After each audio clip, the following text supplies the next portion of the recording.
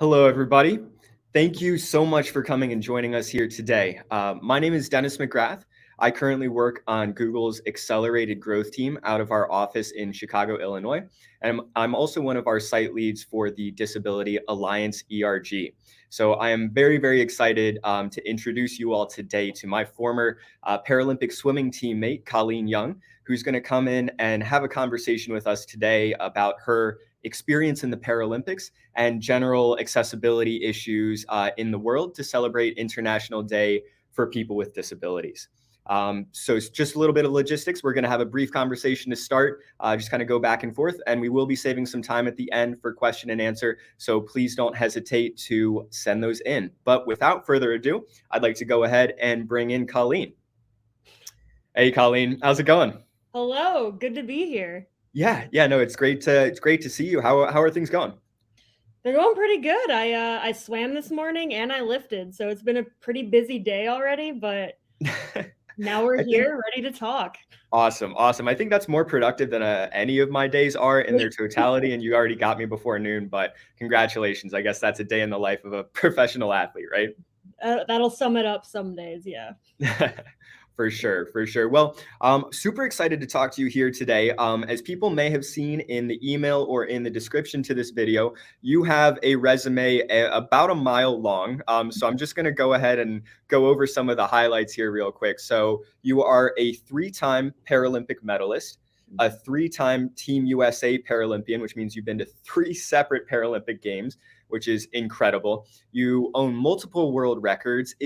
Tell me, Colleen, is there anything that you haven't done so far? Maybe not athletic wise, but I'm getting my MBA right now in healthcare management, so I don't have a graduate degree yet. So I guess that's something. Wow. Okay, so after all of that, we're going to add an MBA to the top of that list. Well, fantastic. That is super exciting. So, as everyone I'm sure can see, we've got an incredibly talented person here in the room.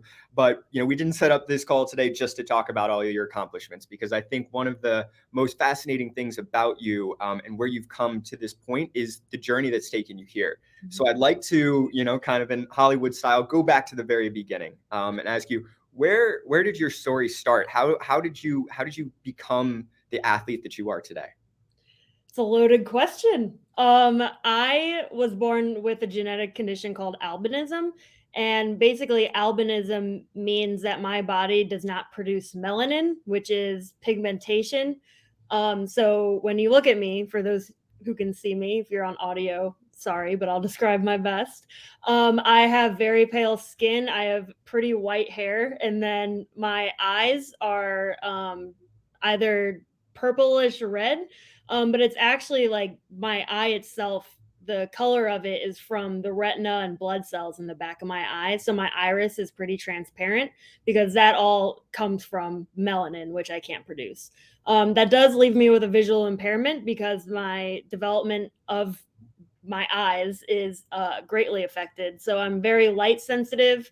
I can't drive a car. I'm too blind for that, which is definitely on a con in my life, but that's okay. And yeah, that's basically what my condition is. But I was very fortunate to grow up in a family that treated me just as a regular kid. I have an older brother who grew up playing, any kind of sport imaginable. And so my parents had me do the same thing when I was like, early kid, like toddler age through like 8 years old. I was doing soccer, softball, basketball, golf, swimming. I was doing every sport that I could try to be as athletic as I could. And, the older I got, the more I realized, and the more my parents realized that following a ball on the ground or having a ball coming at your face, like, isn't really the best when you can't see objects moving. So a lot of sports started to fade away as I got older, but the two that really stuck out and stuck around were golf and swimming. I My brother played golf. He played golf all throughout high school. He was going to go play it in college, but decided not to. And then my dad's side of the family are all pretty big golfers. Not super competitively, but definitely just play the sport for fun. And that's how I got involved with golf. And golf and swimming became my two sports that I just loved. And in 2012, it was the summer between 8th grade and freshman year. So I was going into high school, and that's when I went to my first Paralympic trials. And based on that trials, I made the team, which a lot of people told my parents and coach that it probably wasn't going to happen, but then I made it. So then it did happen. But basically, when I made London in 2012, I decided to really fully focus on swimming full time. And that's when golf started to fade away. And then I've been a swimmer ever since. And here we are.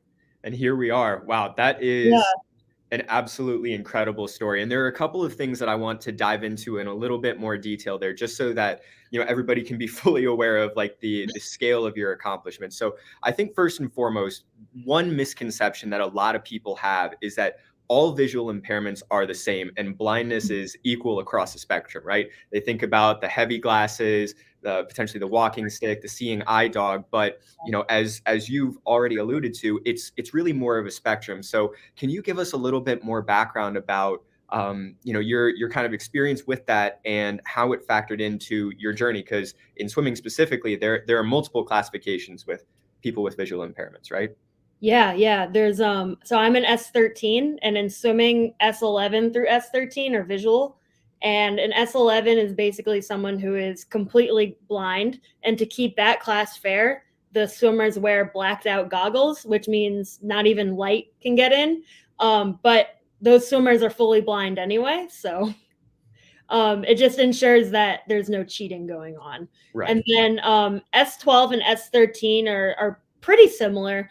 S12 are swimmers who are not fully blind, but don't have as much vision as other legally blind people like me. I'm an S13, so I am legally blind, but my vision isn't as severe as someone who is fully blind, obviously. But with that being said, there's still a multitude of things that I can't do, right? Like I mentioned, I can't drive a car. So I have to walk everywhere. I just moved to Baltimore, Maryland, actually. So I'm getting all my walking paths down now, which has definitely been a roller coaster of getting lost on the streets of Baltimore, but I'm making it work. But my vision specifically, like I said, I'm very light sensitive. So a lot of my vision depends on environmental factors. There's obviously not one time or one environment that I have great vision. That just isn't a thing with me. Right. But if it's too dark in a place, then it's hard for me to see. And then if it's too light in a place, it's harder for me to see. So there's really no like, but it varies based on lighting, basically. Right. So it almost depends on like the conditions. So that's Yeah. that's really fascinating. Now, one question that I'm sure is burning amongst the current audience and everybody who's going to be watching the recording of this video is, a lot of people like playing golf. A lot of people are really, really bad at golf, and and they can fully like see the golf ball and see the golf course and everything. So can you kind of walk me through how you became such a top level golfer? And for those of you who aren't aware, Colleen won't tell you this because she's very humble, but when she was younger, Colleen would literally go to fully able-bodied PGA Junior Tour competitions and win medals and beat out, like without any sort of Paralympic category, just beat everybody else. So can you please explain to me how that happened and maybe even a golfing tip along the way, because I need it. Yeah. It was just, during the summers, PGA would have, the age groups of, golf tournaments going around. So that's what me and my brother did. Obviously, he's in a different age group than I am, and he's a guy, so we never like played together. Right. But I would just, I would go around to different golf courses in St. Louis, and we had to get my dad approved. So one of the big reasons that I stuck with golf, for as long as I did, which is only till I was like 13. So, but it's longer than most people have played. So I guess that Right. counts. But my dad was basically my caddy and everything else. He would line me up to in the direction of the hole, and he would basically tell me how many yards I was from the hole, and I would pick my club based off of that. But the biggest thing that he would do was direct me in the direction of the hole. And once I hit the ball, I have no idea where it goes, which it's a good thing, but it's also a bad thing. But I don't want to see a ball if I've like shanked it into the Right. oncoming traffic on the street or something. So it's kind of good I can't see that. But you know, I yeah, I basically play golf based on my dad's direction and just not winging it, but I had the skill set to know like how hard to hit it versus like Right. a chip in versus like off the fairway 200 yards out or something. Um, but yeah, it was really like a huge part of it was my dad's help. Yeah, and I love that story because and I think one of the biggest lessons I took from it was that like your parents encourage you to do all these things that ordinary people would probably tell you that you can't, right? Like how Oh, could somebody who's legally blind play golf well? It wasn't just a matter of no, it's impossible. It's like we're gonna do this and then we're gonna figure out ways to adapt and make that happen for you. And again, really, really impressive. And personally, I do wish that I couldn't see most of my shots after I hit them because nobody wants to see that. But I do want to go back to one of the other points that you were making before, which was your trip to London in between your eighth grade year and your freshman year of high school. So at age 14, when a lot of people are, worrying about, what people are posting on social media and hanging out with friends and whatnot, you became the youngest delegate of Team USA to compete at either the Olympic or Paralympic Games at London 2012. London 2012. mhm. What was that experience like? Crazy.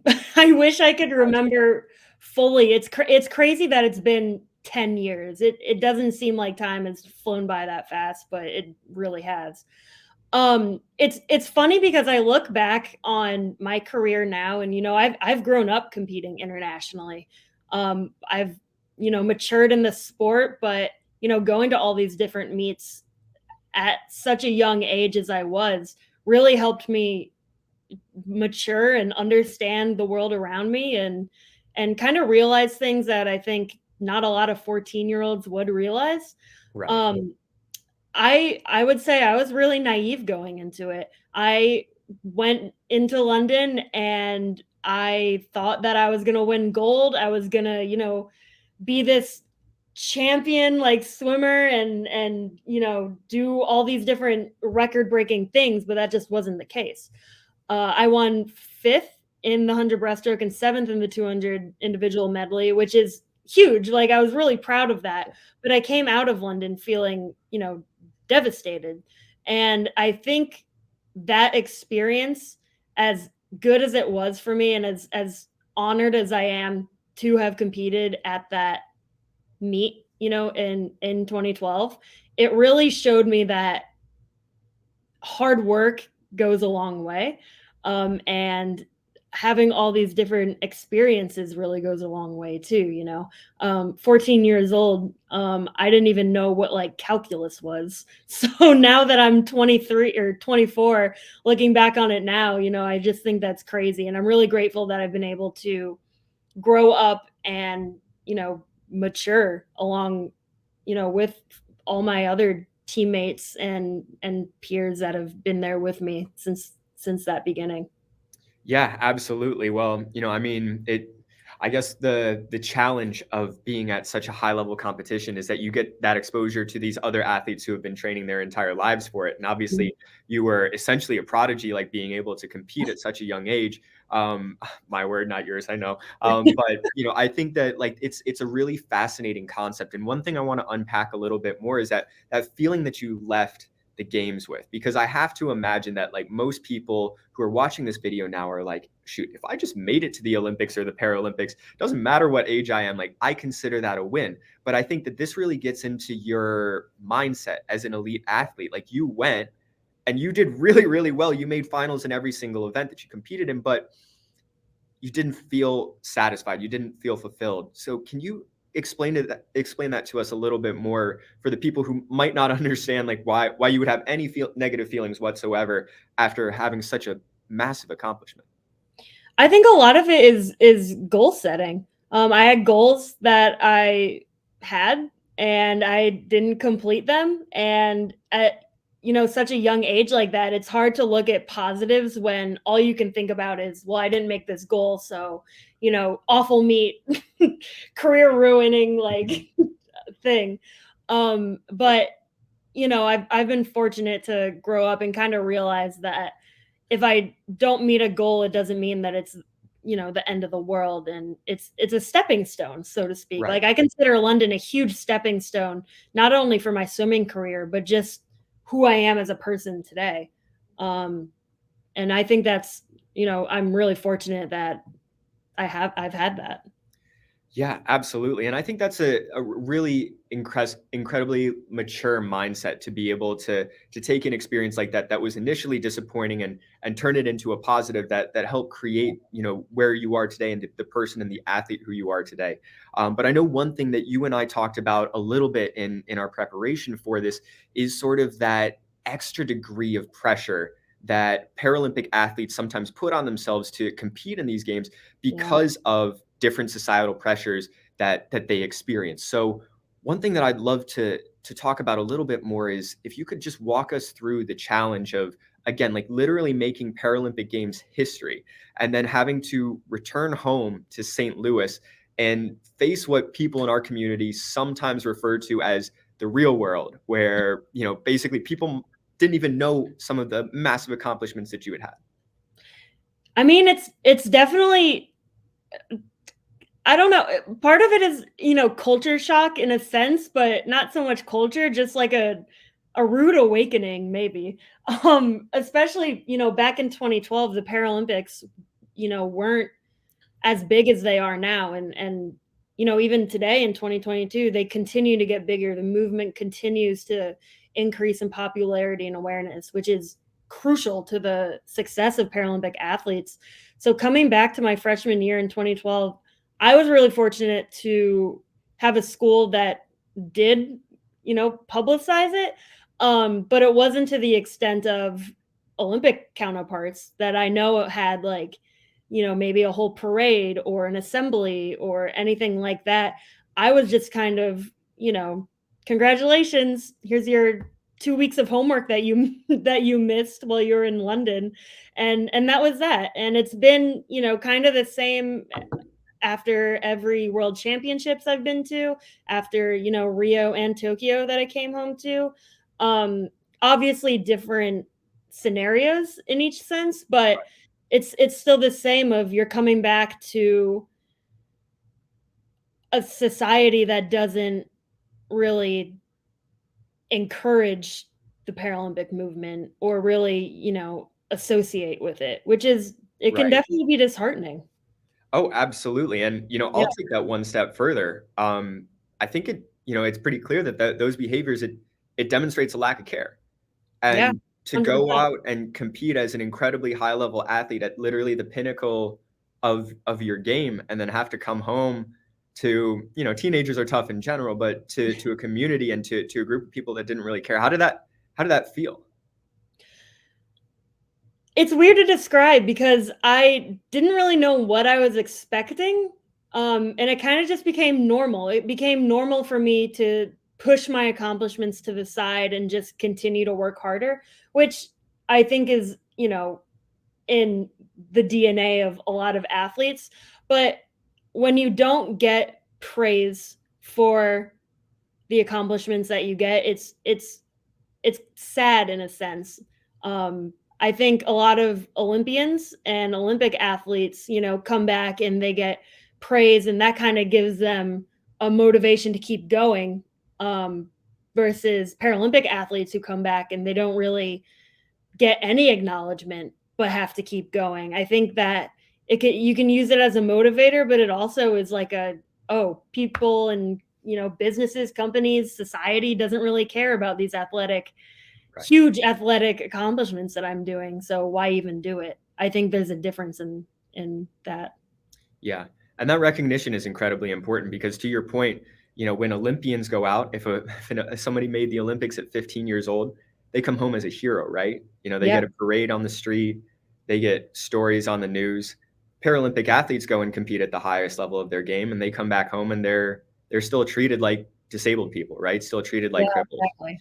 And that normalization is that theme of normalization is something that I want to get into a little bit more, because obviously that's the way that society has kind of viewed people with disabilities, whether they compete in athletics or not. There's no differentiation. It's like all disabled people or all people with disabilities fall into the exact same category, the same community. Yep. And obviously that's not the case. And I think we talked about before that representation is and recognition is really, really important. Those like just people acknowledging those important accomplishments.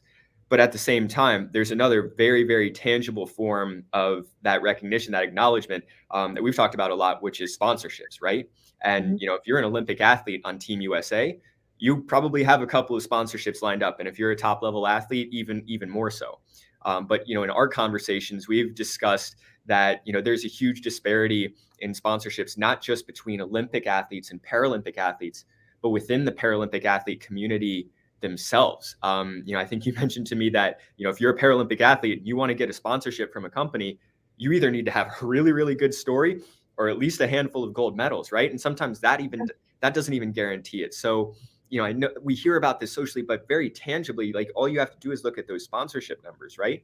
And so I'd love for you to be able to describe your experience with that, because obviously sponsorships are kind of the lifeblood of a professional athlete, and Paralympic athletes are competing at incredibly high levels, but simply not being provided the same amount of resources that their able-bodied counterparts are. Yeah, I mean, you you hit the nail on the head, really, or you know the phrase. Um, there's a huge difference, and it's and I don't want it to come off as like me, complaining about necessarily my lack of sponsorships or anything like that. But I know plenty of deserving athletes, and not just because they're a hardworking athlete, but because they have these records and medals and have done these huge athletic feats, and they don't get recognized for it. Where on the Olympic side, you have, all these all these companies wanting to sponsor that athlete for this huge feat, and on the Paralympic side you don't see that. And I think that's very telling of where society is in terms of how they view disabled people, as obviously how they view disabled athletes, but I think the community as a general. um you have companies that promote diversity and fail to include any form of disability in that campaign. And I think that's very telling, and I think one of the reasons is because society in America and around the world, but I haven't lived around the world, so I'm just going to say America. Society in America has a fear of people with a disability because it's not the quote unquote normal person that media and all of us have grown up with.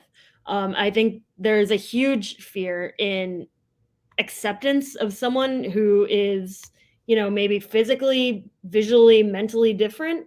And I think it's changing a little bit, but I think a lot of companies do it or companies hire people with disabilities internally, right? And not really externally. And I think that's more of a show, and not a huge action to really make the workforce equal for everybody.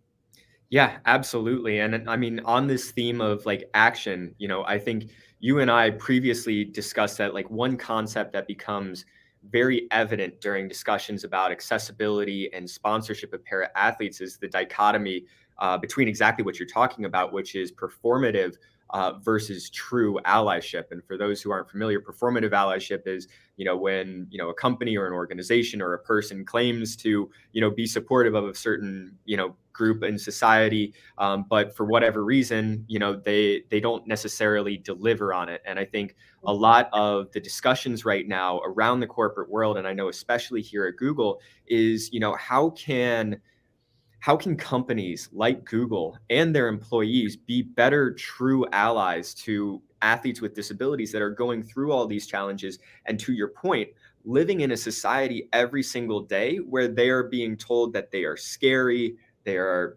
unattractive in some way, or, should be considered different simply because of like the way they were born or the things that they've experienced in their life. Yeah, I mean, if you look at albinism, my condition in popular culture and media, usually people with albinism are depicted as the villain or as some like mystical creature that has all these different powers, and it's just not realistic.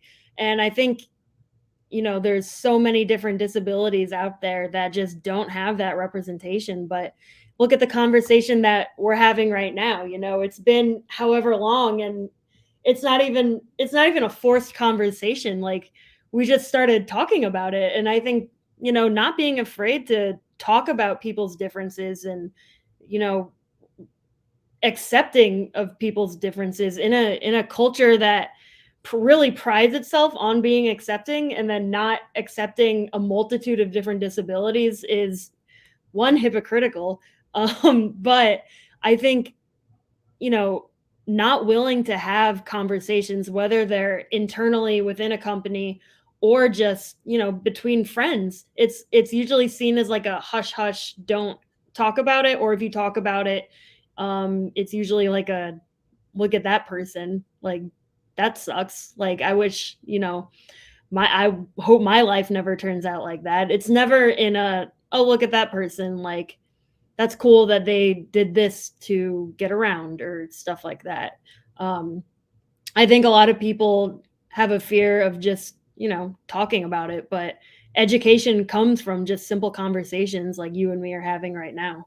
Yeah, absolutely. And I know from our experiences, like those conversations aren't easy, right? Like even within the Paralympic community, you see somebody new show up at a swim meet, and sometimes it can be hard to engage on that topic at first. And I Yeah. think one thing that you and I have talked about a little bit is that people have to be willing to take the risk and like be courageous enough to be wrong.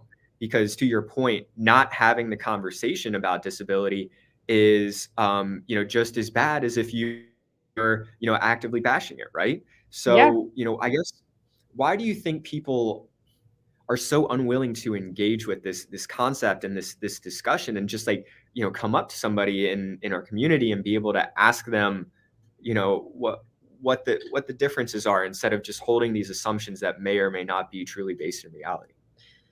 I just think it's a lot of it is fear, and it's fear of unknowing. Um,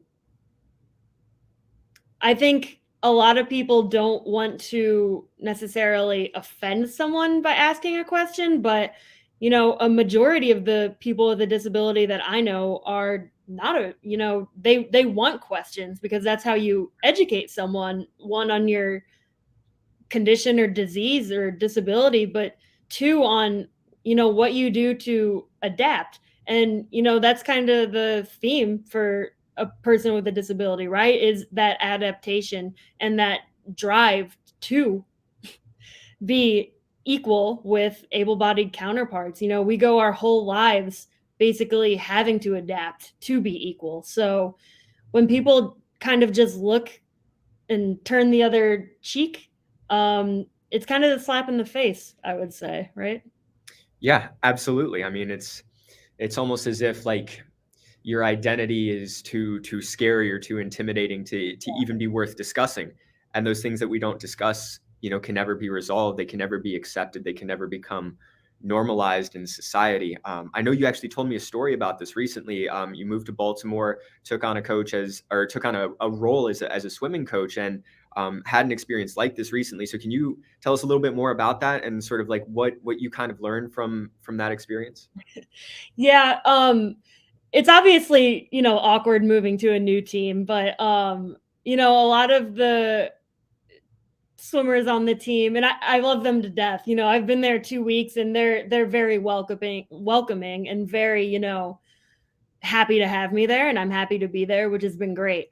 But I think they're a little nervous to ask me about my vision. Finally, one of them, um, one of the girls was like, "So what can you see?" And I was like, "I have been waiting to answer this, because I know that they've asked the other coaches on the team, um, you know, how good is her vision? What can she see? And I know, and it's not malicious, but it's more of a, they don't want to be rude or offensive, but I think, I obviously I can't speak for everyone in the disabled community, but myself, I love talking and I love educating people, and so just asking a question is, the best way to get the answer you're looking for. Yeah, absolutely. Absolutely. And I think the point that you make is really, really important because, people with disabilities, it's an incredibly broad community, right? There are Mhm. some people with disabilities who, like you and me, who are willing to have this conversation, and we wear that on our chest. Part of the reason for that is we can't really hide our disabilities, right? Right. But with other people out there, that's not necessarily the case. They don't want to engage with it. So I think the point that you made about not treating all people with disabilities as like a homogenous group is really, really important. Now, just one last question that I wanted to ask you from this specific experience, because this is actually a question that I get a lot of the time here at Google, which is, other than just asking the question and being willing to engage in that conversation, how can people be supportive allies without necessarily making people with disabilities feel more disabled than they are already by doing every single like minuscule thing for them? Yeah. I think I think a big thing is just listening to what a person with disabilities adaptations and accommodations are. Like for me, for example, I need obviously need big text to, read documents or books or anything like that. So if there's an email that goes out with an attachment, um to me, it doesn't seem that hard to make another attachment with, like, the font size, like, maybe, like, 18 times bigger. Yeah. But it's simple things like that that are just kind of, are a huge help, and kind of acknowledge that, yes, this person is visually impaired, but she needs this, you know, tool to be successful. And it's, going back to me playing golf with my dad. My dad obviously was a tool for me. Well, that came out wrong, but like my dad was one of the reasons that I was able to be successful, because he Right. helped me get there, but also because it was just an accommodation that I needed. Obviously, if I can't, direct myself to the hole, it's not going to go there. So it's just little things like that that go a long way. Yeah, absolutely. And this is actually exactly where I wanted to kind of take this conversation next, which is this concept of adaptability and accessibility within, the our community. Yeah. And, I think one of the big challenges that people with disabilities will oftentimes experience is that people just automatically assume that, if you need a caddy to tell you where the hole is, or, slightly larger documents, that somehow that is a huge negative. And that Yeah. means that just because you need some, extra measures, you can't do your job because you need a little bit extra just to kind of help out here. But I think that one of the things that we've talked about is that sometimes learning how to do that sort of stuff and learning how to attack problems differently is actually one of the greatest skills that people with disabilities can bring to the table, because we have perspectives that are not even thought of or not even considered. So I guess, why do you think, in general, especially in the workplace, so many businesses and managers see it as an inherent negative that people with disabilities need some extra, accessibility help, without failing to see like the great things that they could accomplish if they were given the resources necessary to succeed? That's a great question. I truly believe that it's part of how media represents people with disabilities, and it's how society obviously views people with disabilities. But like what you said, we spend our whole life, like the minute we are born, we spend our whole life adapting to our environments around us so that we can be successful. And a lot of able-bodied people I know are not adaptable in certain situations. And it's very eye-opening to me.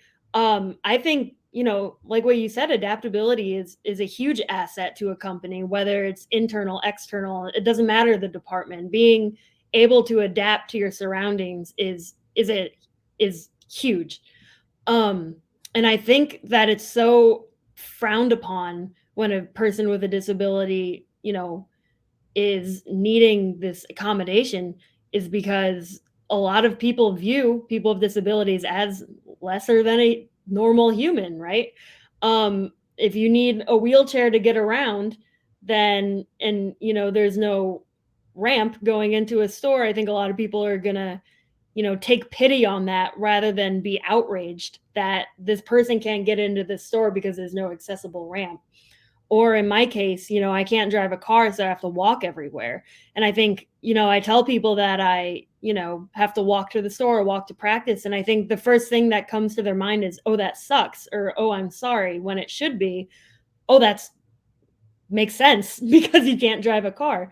Right. And I think it's a whole mental reframe that needs to happen. And in my opinion, it should have started happening already. But I think moving forward, if companies want to, be this equal opportunity workplace, then you need to start accepting people for the accommodations they need and, whatever disability they may have. Right, absolutely. I mean, it's not just about, like the talk with companies. You can't just put out a commercial that has, one person with a disability in it, who doesn't actually work for the company and check that box, right? And Yeah, so, exactly. getting more into that sort of concept of performative allyship. I think one example that we have talked about today is that companies can do specifically is providing more equitable sponsorship opportunities to Paralympic athletes. But another very, very big one that's becoming more and more of a pressing issue is, actually hiring those same athletes after they retire or other members of the disabled community to find meaningful work and find meaningful jobs that can help them create that sustainable lifestyle and break the stigma that, people with disabilities need somebody else to survive. Again, it's a huge range. And, there's certainly people in the disability community that do need more on care, but that doesn't necessarily, paint the whole picture of the entire community, right? And as we've talked about before, people with disabilities can contribute significantly to their organizations. I mean, those highly valued skills that we've been talking about, like grit, determination, and adaptability, are not just skills that need to be learned for people with disabilities. It's a matter of survival for people in our community. And so, I think about Google, for example. Literally, one of our company OKRs across the board is adapting to ambiguity. Like, being good at adapting to ambiguity is literally one of the main reasons, or one of the main ways, that Google evaluates the way that people do this job. And we have this massive community of people that, for them, adaptability is just as natural as breathing. And so, not just talking about Google specifically, but companies in general, like, why do you think that despite all these skills, like, companies are unwilling or even scared to hire people with disabilities when, the skills that they're looking for are these natural behaviors? Yeah, I think it totally comes from what we've talked about before, the just pittiness that society as a whole views on people with disabilities. I think, a lot of times what sponsors do and what companies do is create this huge inspirational story about how this person has overcome so much in their life to get where they are today, when in reality you have to, or else you're not going to be successful. It's not so much an inspirational thing as it is just being a person. And I think, that misunderstanding of, like what you said, everyone in the disabled community not needing the same accommodations and not needing, the same level of care and stuff. There's so many people that I know who have a disability that live independently, who can get around independently, who, are very, very skillful and smart people. And it's sad when companies and, businesses and even someone on the street just looks down at them because they're in a wheelchair or looks down at them because they have a guide dog. And I think that's something that obviously needs to change. Yeah. Oh, absolutely. And, I think changing societal perceptions is one of the most difficult things that anyone could possibly do, right? And Yeah. so you can accomplish that partially by having the Paralympics on TV, and also potentially by companies hiring more people with disabilities so that they can showcase everything that they are capable of, instead Mhm. of just the things that they might need a little bit of extra help with. But one theme that we keep returning to is sort of the influence that media has on society and its perceptions of people with disabilities. And I think I read an article back about, like, there were 7 archetypes of people with disabilities in film. And I was reading through it, and it was like, a lot of the things that you were alluding to, like some sort of mystical person, the Mhm. evil person, or like, the tragic, like very attractive person with a disability in a wheelchair. Like I think of like Wicked, for example, Yeah. so are there, just for the people that are watching here today, are there any representations currently in the media that you've seen or that you've heard about that, do a fair job portraying people with disabilities? I won't lie to you, I don't watch TV that much, but I've heard, there's this show on Netflix called Love on the Spectrum, and it's basically, autistic people looking, for love, and, there's like a spectrum of autism. But I've heard that that show does a really good job of depicting, those people just in everyday life and how they live, and I think that's the way it should be. Media shouldn't be, this feel good inspirational thing about every single person with a disability, or these negative stereotypes towards people with a disability. Like what you said, an attractive person who gets in an accident and all of a sudden, their world is destroyed. I think people with disabilities should be depicted as anyone else, right? Just regular people living their lives. And I think that if that happens, especially in, Netflix series or anything like that, because Netflix is huge, I think that would start to change the way that society, you know, perceives people with disabilities. Yeah, absolutely. And, it's not the type of thing that happens overnight, right? Like it's not just one TV show either. It's, that repetitive, sort of behavior over time. And I really loved what you said, which is, at the end of the day, like people with disabilities are not their disability. I think Yeah. that that's one thing that ends up, becoming, a big part of the discourse. Like suddenly you're not Colleen who has albinism and, a vision impairment. Like you are Colleen, the blind girl, right? And Exactly. like that, and people in the disability community get relegated to just their disabilities. And Mhm. to your point, the more in media that it can be represented that people with disabilities are first and foremost people, and then they have these other identities on top of them that may influence how they walk around or how they behave, or how they interact with the world, but they are still people at the end of the day. And it's not that everybody's inspirational. I think one of my favorite things, and one of the things I love to tell people, is that, like, you can't make an inspirational movie about every person with a disability's life. Yeah, Like, exactly. not every person with a disability is nice. Not every person with disability is, going to become a Paralympic athlete. Like it's not a one-off thing. There's not one path. It's a whole community of people that, again, will go down whatever route makes the most sense to them because of who they are as a person. And their disability identity is part of that, but it's not the only thing.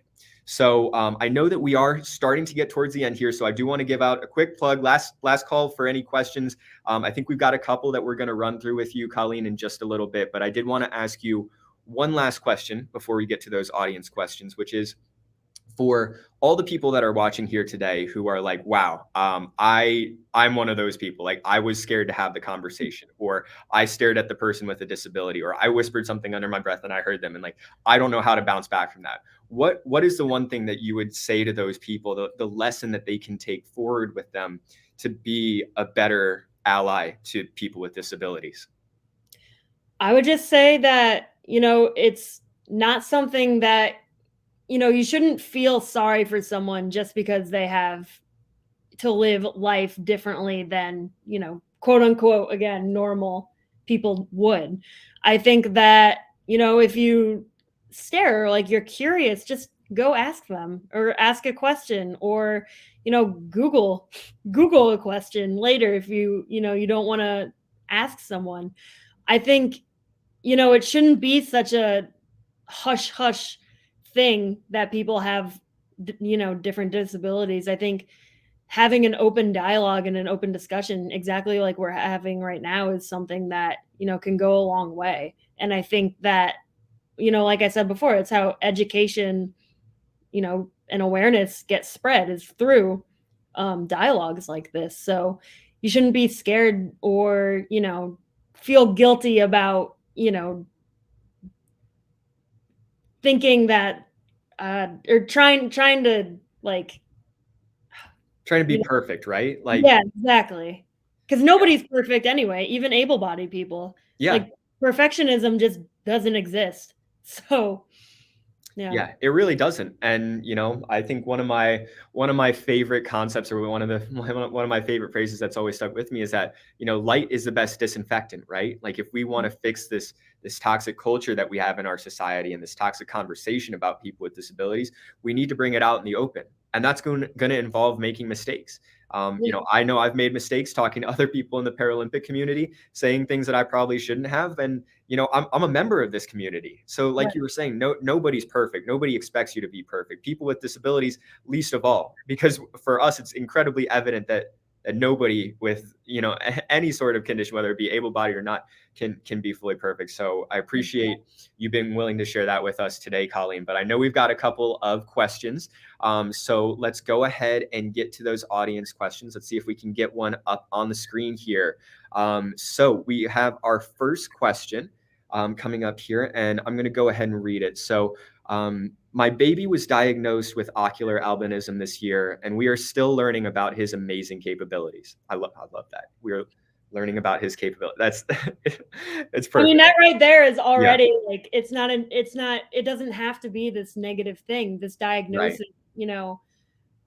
My parents, when, I wasn't diagnosed at, sorry, you can finish the question and then I can No, go. no worries. I think you were going to answer it, but the second part of the question was, any advice for caregivers of those with albinism to help them reach their full potential? Which again, like, I think you're perfectly set up to talk about this because of your Yeah. parents literally did that. Yeah, exactly. Um, you know, I wasn't first diagnosed with albinism when I was born. It took about 3, 4 months. And the first doctor that my parents took me to, and my mom tells this story all the time because she gets so angry about it.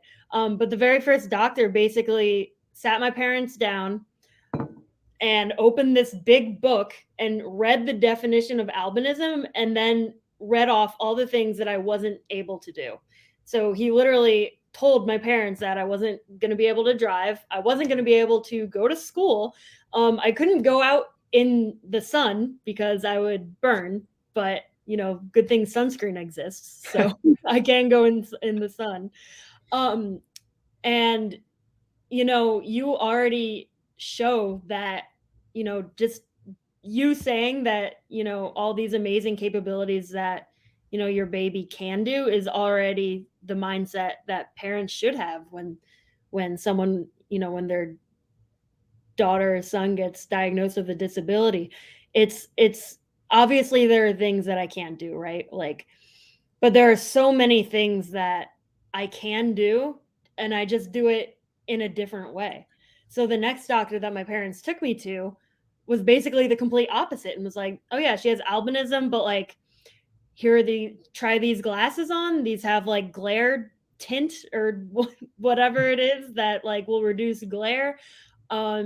Here is a brochure of like these different like visually impaired camps around. Like, he gave us resources and tools so that I could grow up knowing my full potential, and that that obviously eased my parents' worry too. Yeah, And I grew up doing a multitude of things. absolutely. Well, I think what it kind of boils down to is like, focus on what's possible, right? Yeah, Like, exactly. don't put a cap on the capabilities. I'm sure, potentially even that second doctor that you talked to, didn't tell your parents, yeah, Colleen's going to be the youngest person ever to swim for Team USA at London 2012, right? Nobody could have ever written that. And, I think that's the same case with able-bodied kids. Like, nobody, is born and they're just like, yep, you're going to be an Olympic athlete, or yep, you're going to do this, that, Yeah, or the other thing. exactly. It's about the conditions being provided. And I just love the way that question was phrased. But we've got a You're couple of others to get to. They keep pouring in. So let's go ahead and move on to the next one here. So the next question reads, living in a world not meant to accommodate us is extremely tiring. how have you coped with constantly needing to advocate for yourself and your needs? And I'll just add on to this, especially given the grueling schedule of, living as a professional athlete. Yeah, it's that's definitely something that I had to learn as I grew up. Um, my parents always taught me to be an advocate of whatever I needed, but when you're 16 growing up and the thing that you don't want to do is stand out, but you stand out because of your condition, it's definitely hard. And um the one piece of advice that I would give to my younger self is not being afraid of who you are and needing people to understand that you do need these different accommodations. And it definitely gets tiring. I have a lot of people in my life who mean well, but they say that I'm a really good blind person because I don't need, so to speak, all these, different things that other blind people do. Like I don't use a cane personally, but I also have these different adaptations that I have that are personal to me that I use instead of a cane. So it definitely gets exhausting and frustrating when people don't understand, but I think it's almost like not my responsibility, so to speak, but I almost feel like I've been put in this position to educate people on albinism and visual impairments. And so any chance I can, whether it be frustrating or not, or if the person comes off rude, I always try and, educate to the best of my ability. But it does get, frustrating. And I'm sure, Dennis, you probably have the same experience. Yeah, absolutely. Well, I mean, again, I think it gets back to that concept of visible and invisible disabilities. And for some, you can like switch it on and off depending on how much energy you have that day. But, for the two of us, like we walk into the supermarket, like the stairs are going to come, right? And Yeah, exactly. so, it's kind of just a way of life. So I think to your point, like you have to take care of yourself first and foremost, because if you're not taking care of yourself, and then you can't be the best version of yourself to be able to educate other people and that sort of thing. Mhm. But I also think, just, you don't have to be perfect all the time, right? Like someday, like people with disabilities aren't constantly like inspirational heroes, right? So, like we Yeah, have bad days exactly. just like anybody else. And some days you just don't want to talk to somebody. And that's fine. You don't have to. Like it's not Yeah. your job. But at the same time, like I love that, like, you have the platform, you have the ability to advocate for your community, and you do it. Yeah. Which I think is fantastic. So, got the next question up here. I think you're going to like this one a little bit. So, we got a question from Leah Colleen. Leah says, I also have albinism. Do you have any makeup recs for blonde hair / super pale skin? So, funny thing is, I honestly don't know the first thing about makeup. Obviously, I'm wearing makeup now because these black eyelashes are simply not natural. Um, but you know, I never really got into makeup because I never found concealer or foundation that was like my shade Yeah. because I'm, so pale. And it's kind of like the opposite of, a lot of things. But um I think that um I don't know. I think makeup is something that you should, because makeup is so individual, right? And it really is an expression of someone's individuality. Hmm. But I've tested so many different makeup products in my life. And then, obviously I've gotten shades that are too dark and I'm like, well, I can't use that. And then shades that are, good for me. And then I do continue to use that. Um, I think there's places that you can get like your makeup tested, or like you can get like your skin like matched to makeup, which I haven't done, but I really need to because I don't ever remember the different makeup products that I get. Which Right. Well, I I'm sure really it's hard to keep track of them all if you have to go through that much. I know, It's yeah. a I've big- just learned from my friends and then, whatever tips that they've ever given me. I've just yeah. yeah. Well, it sounds like there could be a bit of a market opportunity out there, Colleen. Maybe. I know, any makeup companies hit me up. Yeah, yeah, there we go. Quick plug for Colleen here. Um, newest model, but that's awesome. And again, like it's one of those things where got to keep testing, got to keep finding those opportunities. But there is a group of people out there that would benefit from more accessible makeup, and I know that's not something that ever really crossed my mind. So I'm thrilled that we got that question, because that's Sure. fantastic. All right, so I think we've got one more question here, kind of perfect timing, and this one's a little bit of a heavy hitter. So I think it's a good one to end on. So Brooke asks, how do you challenge your own biases about other disability groups that you are not a member? That is a heavy hitter. Yeah. I definitely know that even from when I was, 14 going to London, I definitely had different biases on other people with disabilities. Um, I guess I didn't really understand that people with different disabilities need different things. Like I had a broad understanding, but I never really allowed myself. I was basically ignorant to it, right? Um, but I've been very fortunate to grow up in a community of so many different people with disabilities. And, a lot of those people are, some of my best friends today. Like my best friend uses a wheelchair. And even from just hanging around her, like I know that, I've been able to see what she needs to adapt to her everyday surroundings, and the looks that people give her, the stupid questions that people give her. um I think it's a willingness to stay educated, and a willingness to, like, kind of how we said before, able-bodied people understanding that not every person with a disability needs the same level of care, or other stuff. But even within the disabled community, it's understanding that not everyone is as open as I am, or as we are, or they can do these different things. It just takes them a different way, even though it takes me a different, way to do something Right. than it takes someone else to do a different way. There's so many. I think the biggest thing that I'm trying to say is there's so many different ways that people can adapt Yeah. to everyday life. And I think being in the disability community, um, and seeing a bunch of people with different disabilities around me, I've been really fortunate to see all the different ways that people can do things.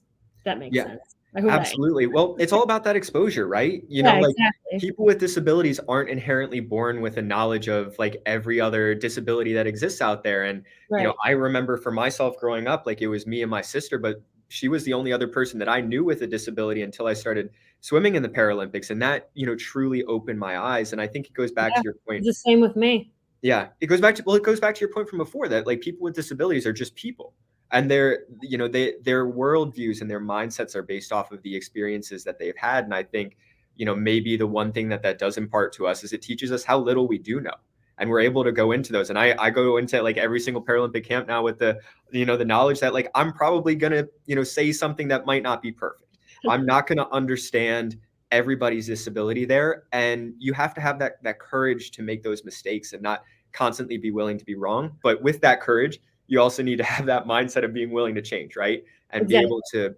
adjust to additional information. So that's Exactly. awesome. It actually does look like we got one more quick question here.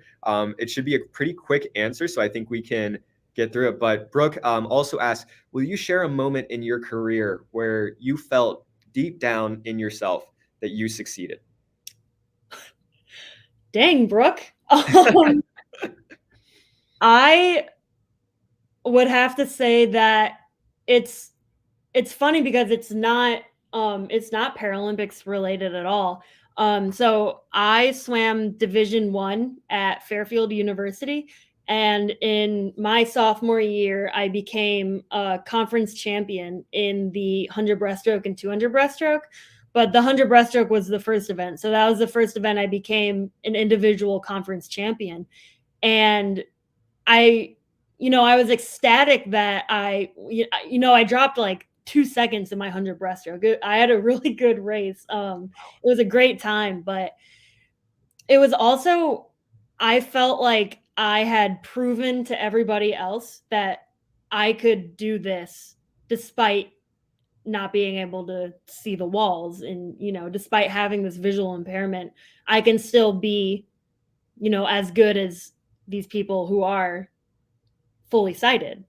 Yeah. And I think that that was a huge confidence boost for me, not just swimming wise, but I think just in life in general.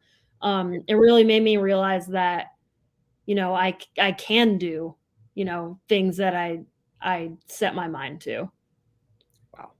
I can't imagine a much better note to end this conversation on. You absolutely crushed it there. So I know we are at time here. Obviously, we could probably keep this conversation going for the next couple of hours or so. But I just want to say, Colleen, thank you so much for taking the time to come in and talk with us today.